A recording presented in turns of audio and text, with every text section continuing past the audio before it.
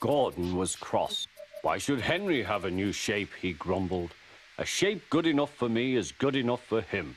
He goes gallivanting off to Crewe, leaving us to do his work, and comes back saying how happy he feels. It's disgraceful. And there's another thing. Henry whistles too much. No respectable engine ever whistles loudly at stations. It isn't wrong, but we just don't do it.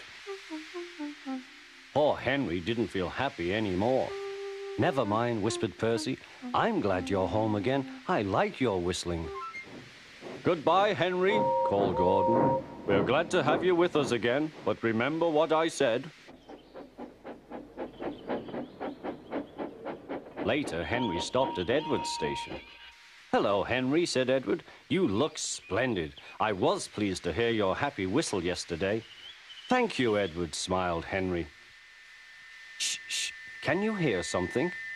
It sounds like Gordon, said Edward, and it ought to be Gordon. But Gordon never whistles like that. It was Gordon. He came rushing down the hill at a tremendous rate.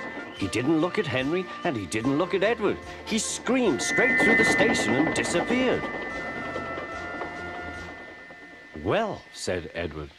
It isn't wrong, chuckled Henry, but we just don't do it. And he told Edward what Gordon had said.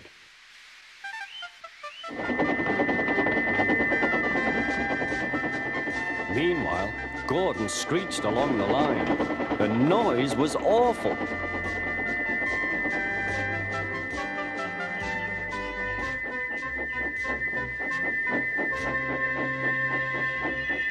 At the station, everyone held their ears. The Fat Controller held his ears too.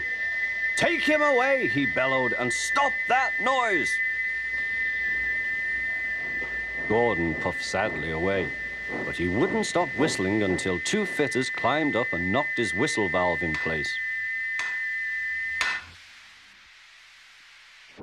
That night, Gordon slunk into the shed.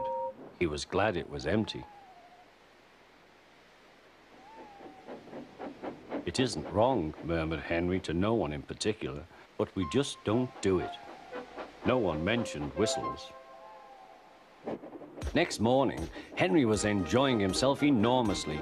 I feel so well, he sang. Trickety-trot, hummed his coaches. Then he saw some boys on a bridge. Peep, peep, hello, he whistled. Oh, he called. The boys didn't wave and take his number. They thought it fun to drop stones on him instead. They've broken our glass, sobbed the coaches. The passengers weren't hurt, but they were cross. Call the police. No, said the driver, leave it to Henry and me. What will you do, they asked. Can you keep a secret? Yes, yes. Well then, said the driver, Henry is going to sneeze at those boys.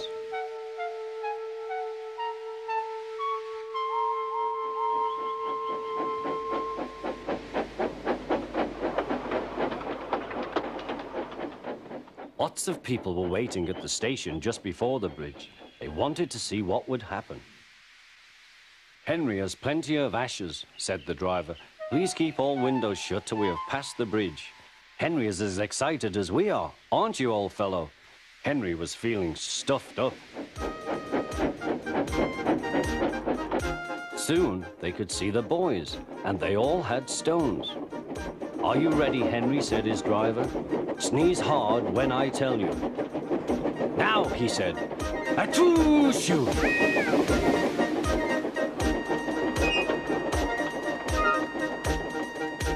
Well done, Henry, laughed his driver. Henry went home very pleased with himself. He had taught Gordon and silly boys a lesson with a whistle and a sneeze.